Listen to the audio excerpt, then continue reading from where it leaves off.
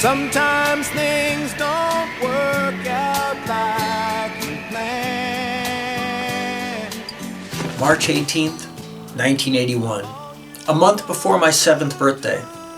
A month before the first space shuttle launch. Walter Cronkite had just ended his 19-year run as anchorman to the CBS Evening News, handing the job over for the next 24 years to Dan Rather. The first Rubik's Speed Cubing tournament had just been held. The number one song on the radio was Keep On Lovin' You by REO Speedwagon. And at 8 o'clock that Wednesday night on ABC, premiered the 2-hour pilot episode of my favorite show of all time, The Greatest American Hero.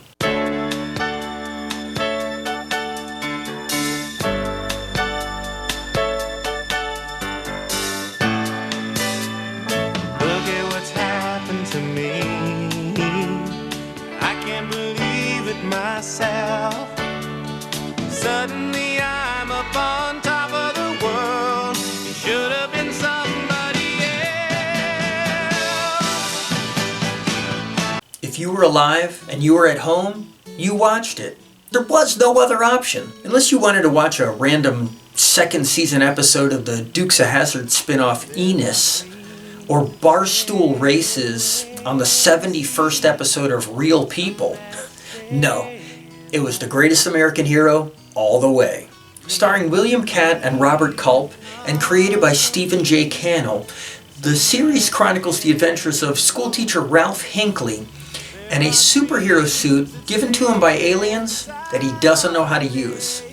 Stephen J. Cannell had previously created shows like The Rockford Files, Beretta, and Baa Black Sheep, and would later go on to create The A-Team, Hardcastle and McCormick, Hunter, Riptide, and 21 Jump Street. Ralph Hinckley was played by William Katt, the son of actors Bill Williams and Barbara Hale. We see him here in 1975 auditioning for the part of Luke Skywalker in Star Wars, with Kurt Russell auditioning for Han Solo. No, it checks out again. There's no mistake. You can't find Organa Major? Well, I found it. It's just not there. The next year, he would play Carrie's prom date in Brian De Palma's horror classic, Carrie. And in 1978, he starred alongside Gary Busey and Jan Michael Vincent in Big Wednesday by John Milius. FBI agent Bill Maxwell was played by Robert Culp, mostly known at the time for starring with Bill Cosby for 3 years in the series I Spy.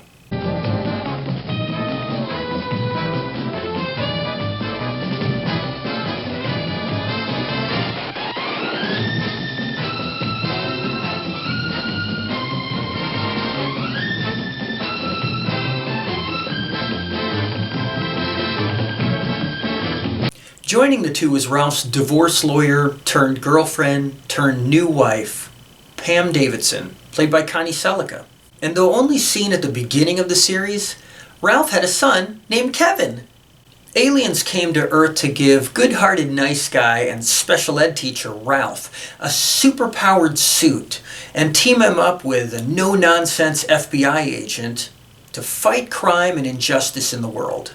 Unfortunately, Ralph immediately lost the instruction manual for the suit and had to figure out how to use it throughout the series, as well as deal with the embarrassment and indignity of wearing the ridiculous-looking thing in public while maintaining his secret identity. A few weeks after debuting, a man named John Hinckley attempted to assassinate President Ronald Reagan in a misguided attempt to impress 19-year-old actress Jodie Foster. So for a brief period, Ralph Hinckley's name was changed to Hanley, then to Mr. H, and eventually back to Hinckley. I could not get enough of this show. I even dreamed about it. We had a quarter-mile lap at school lined with half-buried rubber tires, each painted a different color, and progressing in size from a small wheelbarrow tire at the start all the way to a gigantic tractor tire at the end. On the show, Ralph learned that to get the flying power to work, he had to get a running start and then take 3 leaping steps. At night, I dreamed that I ran that quarter mile at school by jumping from one tire to the next. And when I soared off that tractor tire at the end, I took off flying through the air. I told my brother about it the next morning, and I guess the visuals really stuck with him, because a few years later, I watched him tell a mutual friend that same story, but he said it was his dream. And when I brought it up, he said he remembered telling me about it. And that's really how he remembered it. It's strange how the brain works. When the third season was about to premiere, I was out of my mind with excitement. But like so many days of my youth, I was grounded and sent to my room.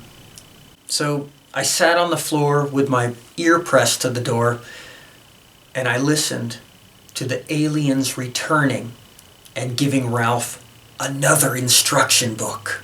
As my face was covered in tears, I imagined what was happening down the hall, where my family was happily huddled around the TV, and I could hear them laugh together as he lost that book as well. It would take another 6 months before I could actually watch that episode during its one rerun airing. Soon the show was not aired for months at a time, bounced around to different nights, put up against the monster hit Knight Rider, and eventually canceled before the final 4 episodes could even be aired. Though the word was that the show would return in the new season, it did not.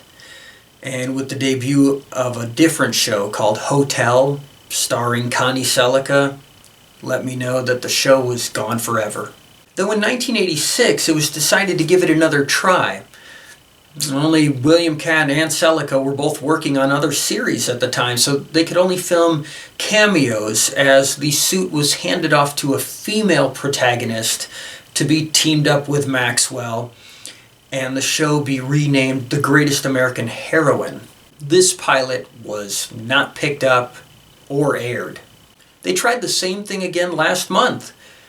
Another pilot episode for The Greatest American Hero was filmed with a female lead and passed on in April of 2018. In 1993, I was 19 years old and beginning to get very nostalgic for the first time. I started drawing full-color collage art featuring every character and thing that I could think of from my youth. Only back then, they all resided in my ever-fading memory because there was no internet. TV shows weren't on home video. In fact, you couldn't really buy anything new on videotape until 3 years later when Pulp Fiction came out on VHS tape for $80, which adjusted for inflation is almost $130 today. So you just had your memory to go on.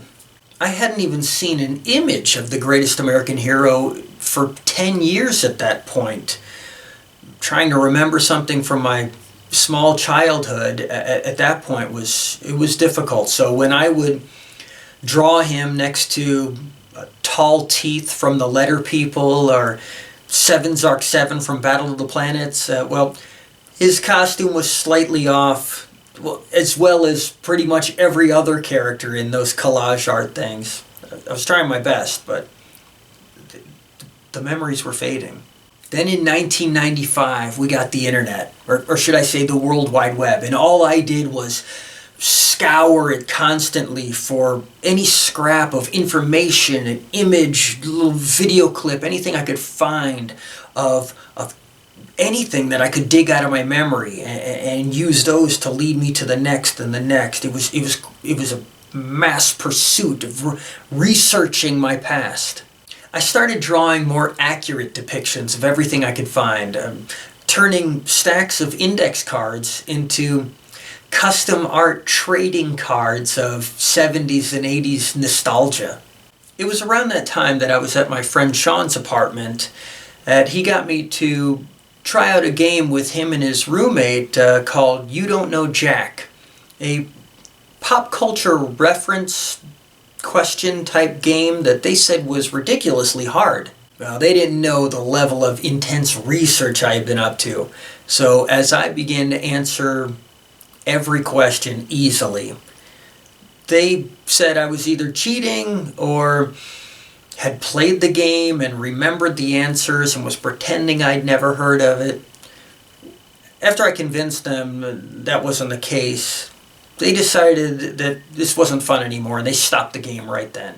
Years later, as the show Family Guy debuted, I had to distance myself from all the pop culture references that I was talking about and using in my artwork, after hearing dozens of times that I'm just copying this cartoon show, which to this day, decades and decades later, I still have never watched. I have to say, I really miss that huge part of my personality.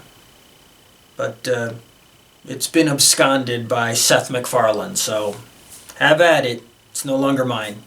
Then in 1998, thegreatestamericanhero.com was launched, and I learned everything about the show, inside and out, and all the behind-the-scenes stuff, and all the periphery, the merchandise, everything. And from the website creator, I was actually able to obtain VHS copies of every episode and watch them again for the first time in 15 years. He was even instrumental in putting together the DVD release of the series that came out in 2005 with brand new interviews from William KATT, Robert Culp, Connie SELLECCA, Stephen J. Cannell, and series music composer Mike Post. And in 2008, 25 years after the series ended, William KATT wrote and published this 3-issue comic book series, which I bought directly from him each month as they came out. And he signed and sent them to me from his home in California. And the big news at the time was that a script had just been written and tied to Owen Wilson to star in a big screen adaptation of the show. But that never went anywhere.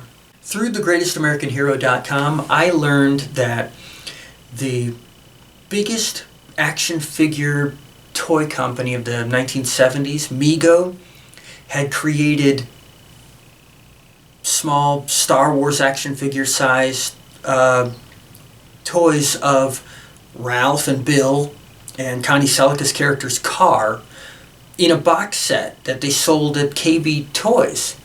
Only these came out right as Mego went out of business, so only a few got out and they're extremely scarce. I've never seen them in person.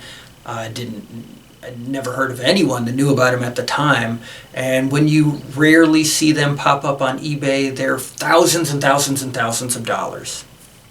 They also made prototypes of their more classic 8-inch figures with the cloth clothing, like all the figures that they had in the 70s, from the superheroes through Dukes of Hazzard and Chips and Planet of the Apes, of the 3 main characters. And they had backing card art from Mad Magazine artist Jack Davis ready to go, but the company went bankrupt and so they never went into production. There's only a couple prototypes of each that years later surfaced and made their way into a few collectors' hands.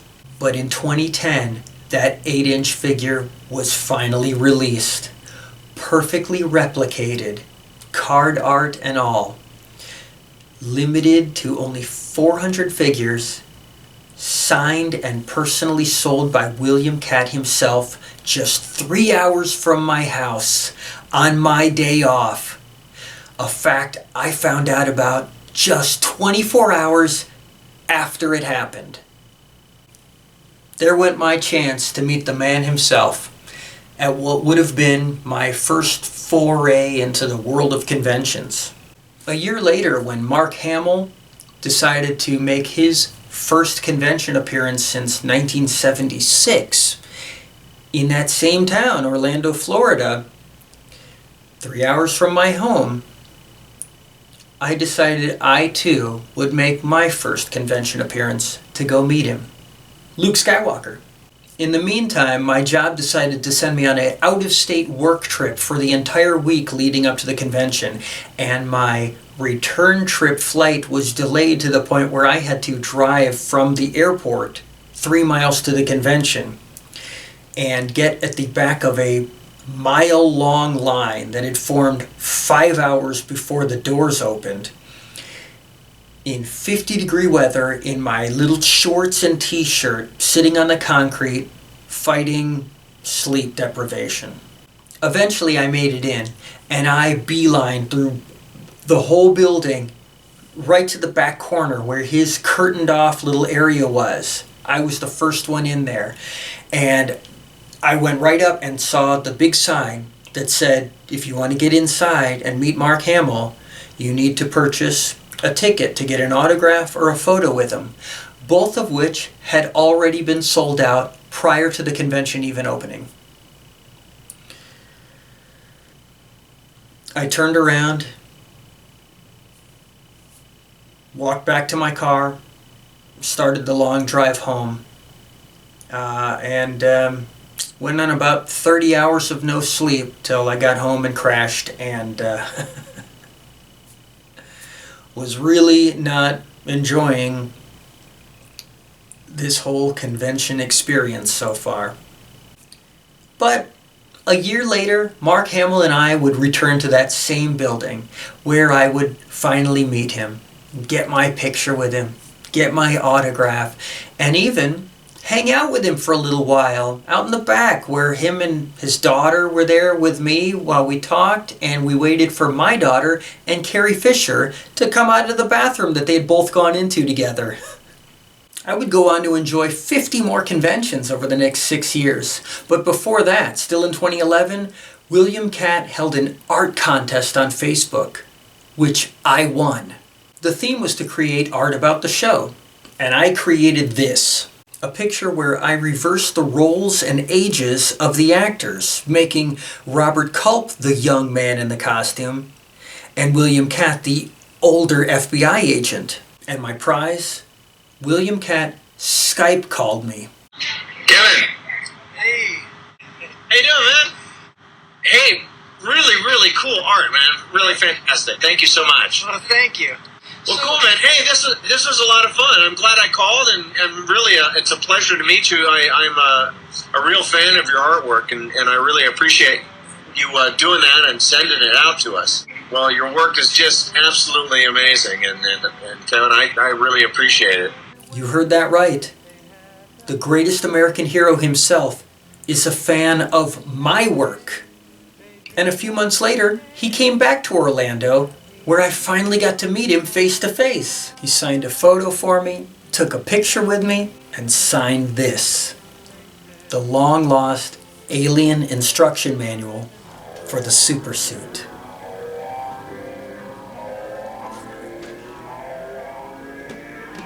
Three years later, we met again at another convention where I was wearing the proper shirt for our photo and got my copies of Mad Magazine and Cracked Magazine signed, as well as finally getting that Mego action figure. Signed, number 85. Now I want to take you on a little side tangent for a moment. I was always a goal-oriented person, but I'm not anymore. I would point myself in a direction and work towards getting there. Only I never arrived at any of my destinations. You know, I like a line from the John Lennon song Beautiful Boy. Life is what happens to you while you're busy making other plans. So now I have a different outlook. Someone I look up to is Bruce Lee, and he would talk about how you must improve yourself every day because opportunities will come along, and if you're good enough, you can seize them, and adversity will come along, and if you're good enough, you can survive it. So that's what I do now, and I want to give you an example of some of the unplanned opportunities that have resulted from this. My life pursuit was a career in art. That greatest American hero Mego figure got the idea in my head to start going to conventions, and at conventions I would meet actors that kept telling me to look into pursuing acting. Meeting Burt Reynolds at a convention led to me joining his acting school and eventually becoming his student. A fellow student at the school helped me to get an acting agent and convinced me to take a workshop with the main casting director of the area. That casting director held another workshop in my town, which I took, and she hired a cameraman. That cameraman and his wife, who was also taking the class, saw value in me and exchanged contact information after class with me. A week later, another man wrote a short film for a film festival and hired that same cameraman, who contacted me to star in the film. I got that same fellow student that helped me get an agent to play my wife in that film. And a few weeks later, we were at our red carpet premiere of the film on the big screen. We even won some awards. Then the cameraman's wife, who's not just an actress but also a writer, wrote a series and cast the two of us in it with her, which we then got to promote at my 51st convention, where I got to experience what it's like on the other side of the table. Fast forward 6 months, and I was at her birthday party, and it turns out she's not just an actress and a writer. She's a professional singer, and her husband isn't just a cameraman, but he's her manager. He runs the sound equipment. He's a lot of other things as well. And they had set up this giant karaoke setup, and I sang with her for hours. It was a lot of fun, and I ended the night singing the theme song to The Greatest American Hero, believe it or not. Fast forward another year to when she's going through the mental process of forming a new band. Herself and 2 backup singers for support vocals and duets. When John Tesh plays on his radio show his wife Connie Sellecca's old show, The Greatest American Heroes theme song, believe it or not, and she sits up from her seat and says, Kevin sang that. Kevin sang with me. Let's call Kevin. 17 days later, I performed on stage with her at my first professional paid singing gig for an audience of 75 people, and we have many more shows lined up. My pursuit was art. I got that. I got acting. I got singing. Now my pursuit is anything and everything, because, believe it or not, I'm walking on air.